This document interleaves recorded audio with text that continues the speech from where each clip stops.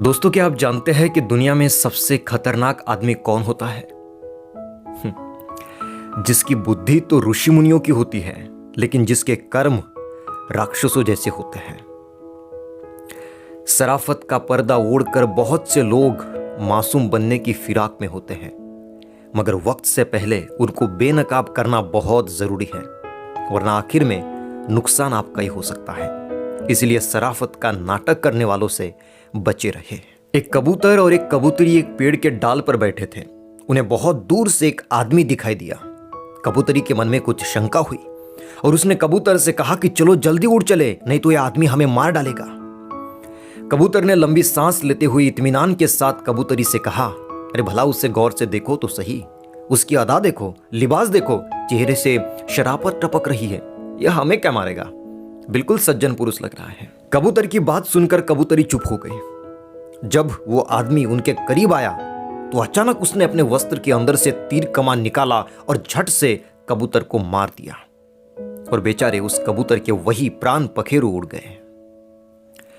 असहाय कबूतरी ने किसी तरह भागकर अपनी जान बचाई और बिलखने लगी। उसके दुख का कोई ठिकाना न रहा और पल भर में ही उसका सारा संसार उजड़ गया। उसके बाद वो कबूतरी रोती हुई अपनी फरियाद लेकर राजा के पास गई और राजा को उसने पूरी घटना बताई। राजा बहुत दयालु था। राजा ने तुरंत अपने सैनिकों को उस शिकारी को पकड़कर लाने का आदेश दिया। तुरंत शिकारी को पकड़कर दरबार में लाया गया। शिकारी ने डर के कारण अपना जुर्म कबूल कर लिया। उसके बाद राजा ने कबूतरी को ही उस शिकारी को सजा देने का अधिकार दे दिया और उससे कहा कि तुम जो भी सजा इस शिकारी को देना चाहो दे सकती हो और तुरंत उस पर अमल किया जाएगा। कबूतरी ने बहुत दुखी मन से कहा कि हे राजन, मेरा जीवन साथी तो इस दुनिया से चला गया, जो फिर कभी लौट कर नहीं आएगा।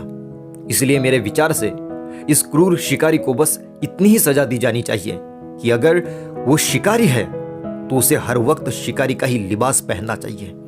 ये शराफत का लिबास वो उतार दे, क्योंकि शराफत का लिबास ओढ़कर धोखे से घिनौने कर्म करने वाले सबसे बड़े नीच होते हैं। इसीलिए अपने आसपास शराफत का ढोंग करने वाले बहुरूपियों से हमेशा सावधान रहे, सतर्क रहे और अपना बहुत ख्याल रखें। और बात शराफत की निकली है तो बता दूं कि आजकल शरीफ सिर्फ वही है जिसकी हरकतें कोई नहीं जानता।